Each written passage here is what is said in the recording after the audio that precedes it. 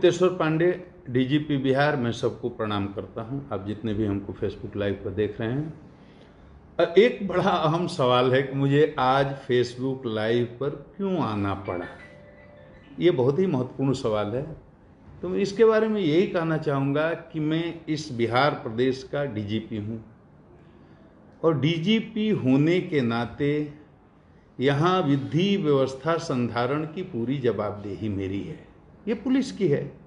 अपराध नियंत्रण का मामला हो या विधि व्यवस्था संधारण का मामला हो, ये प्राथमिक जिम्मेदारी पुलिस की होती है और उसी पुलिस बल का मैं मुखिया हूँ।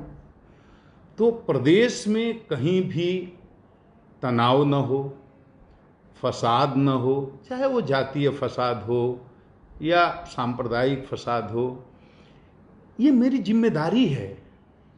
सरकार ने इसीलिए मुझे बनाया है और हर प्रदेश की डीजीपी की ये जिम्मेदारी होती है, केवल मेरी नहीं है।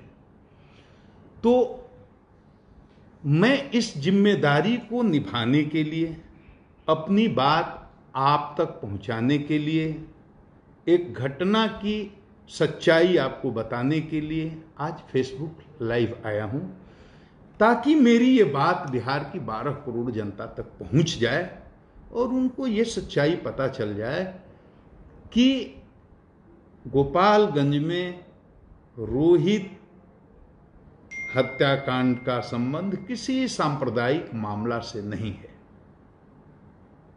मेरे फेसबुक लाइव पर आने का उद्देश्य किसी का नुकसान करना, किसी की भावना को आहत पहुंचाना, ये भी नहीं है।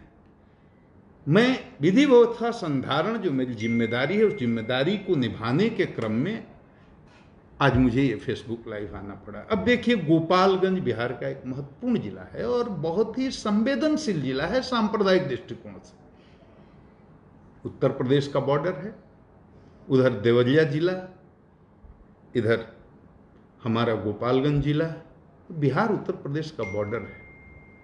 बहुत पहले मार्च में 28 मार्च को एक घटना होती है।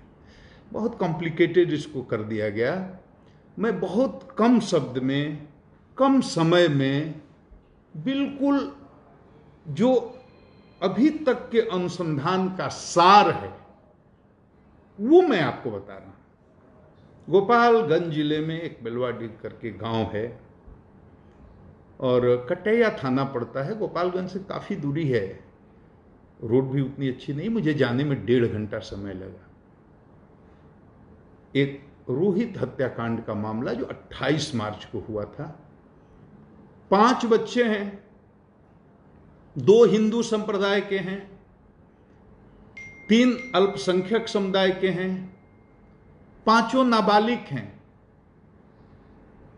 13 साल, 14 साल, 15 साल, 16 साल, यही उम्र रही होगी। मैंने सबको देखा है, सबसे मिला हूं, एक मृतक रोहित को छोड़कर, और सबसे बात भी की है। सब नाबालिग बच्चे हैं, आपस में दोस्त हैं, आपस में मिलते हैं, जुलते हैं, खेलते हैं। मैंने वादी का बयान भी लिया है, मृतक रोहित के पिता का, उनकी मां का, और उन्होंने स्वीकार किया है कि मित्रता थी। कोई दुश्मनी की बात प्रकाश में अभी तक आई नहीं। गांव में कोई झगड़ा हो, झंझट हो, तनाव हो, हिंदू मुस्लिम की बात हो, मुझे तो लोगों ने बताया 15 साल से कोई बात ऐसी नहीं हुई। एक से एक स्थितियां आई, एक से एक परिस्थितियां आई, और हाल के इस साल में तो कई ऐसे अवसर आए जब सांप्रदायिक सद्भाव बिगड़ सकता था। और आप सब इस बात के गवाह हैं कि देश में बहुत जगह बिगड़ा भी, लेकिन बिहार अपनी धुरी पर खड़ा रहा है। फेसबुक लाइव से बिहार की 12 करोड़ जनता को इतना बता दूं कि वहां कोई सांप्रदायिक मामला नहीं है, वहां कोई मस्जिद बंद करके तैयार नहीं हुई है, वहां कोई मौलवी नहीं है, और ये घटना है या दुर्घटना है, यह हत्या भी हो सकती है, डूब करके भी आदमी मर सकता है, ये दोनों बातें हो सकती हैं।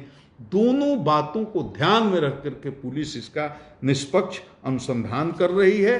किसी को भी ये नहीं लगना चाहिए कि इसमें किसी को दोषी पाया गया तो इसमें छोड़ा जाएगा। बाकी माँ ने क्या कहा, बाप ने क्या कहा और नाना ने क्या कहा।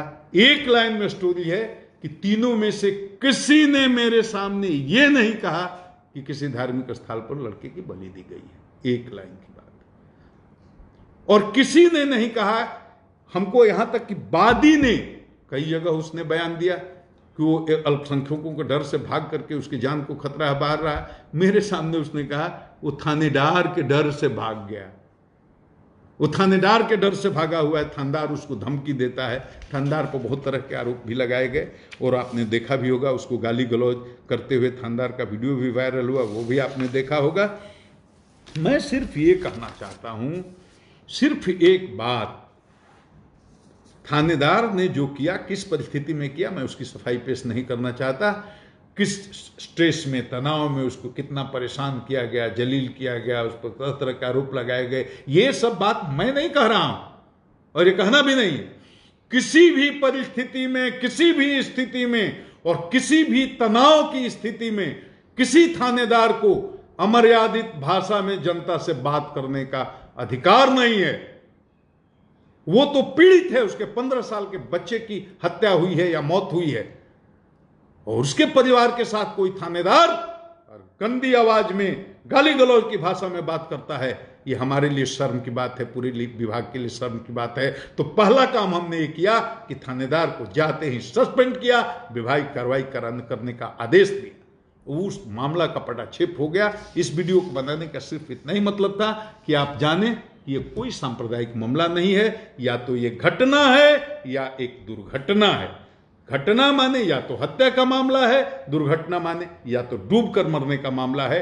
हम इसको अभी हत्या का मामला ही मान करके वादी के हिसाब से उसके लिए साक्ष्य जुटाने की कोशिश कर रहे हैं। आप भी साक्ष्य जुटाने में हमारी मदद कीजिए।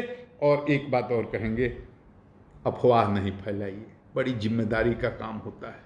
देश बहुत मुसीबत में है, हिंदू हो, मुस्लिम हो, सिख हो, ईसाई हो, अफवाह फैलाइएगा बड़ा नुकसान होगा। अब बिहार तो प्रेम की धरती है, मोहब्बत की धरती है, सांप्रदायिक सद्भाव की धरती है, ये महावीर की धरती है, ये बुद्ध की धरती है, ये गांधी की कर्म भूमि है। मोहब्बत का पैगाम बिहार की धरती से दुनिया भर में गया है, अहिंसा का पैगाम बिहार की धरती से दुनिया भर में गया है।